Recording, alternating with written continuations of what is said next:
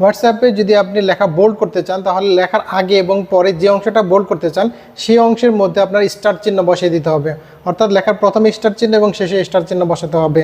যদি লেখাটাকে আপনি ইটালিক করতে চান, অর্থাৎ লেখাটাকে যদি আপনি কাত করে দেখাইতে চান, তাহলে এর আগে আপনার আন্ডারস্কোর যে মার্কটা আছে মার্কটার দুই পাশে বসিয়ে দিতে হবে।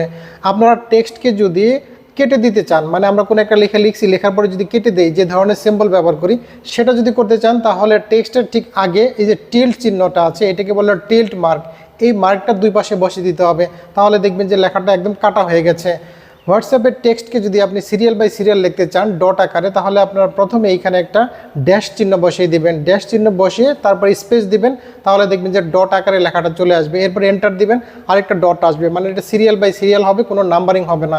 হোয়াটসঅ্যাপে যদি নাম্বার ব্যবহার করতে চান, মানে 1 2 3 এরকম সিরিয়াল বাই সিরিয়াল যদি নাম্বারিং করতে চান, সেটাও আপনারা পারবেন। সেটা করার জন্য প্রথমে আপনার 1 লিখবেন, 1 লেখার পরে একটা ডট চিহ্ন দিবেন, এরপর স্পেস দিবেন, স্পেস দিয়ে লেখা শুরু করবেন, দেখবেন যে আপনার লাইনটা সিরিয়াল বাই সিরিয়াল হয়ে গেছে। এরপর হোয়াটসঅ্যাপে আপনারা যদি টেক্সটকে সিলেকশনের মতো করে পাঠাতে চান, তাহলে এই যে এখানে ব্যাক টিক মার্ক যেটা আছে, যে সিম্বলটা আমি দেখাচ্ছি, এটা অনেকে ভুল করবেন, এটা হচ্ছে কিন্তু ব্যাক টিক মার্ক। এই মার্কটা দুই পাশে বসিয়ে দিবেন, দেখবেন যে লেখাটা এক ধরনের ব্লকের মতো হয়ে গেছে, সিলেকশনের মতো হয়ে গেছে।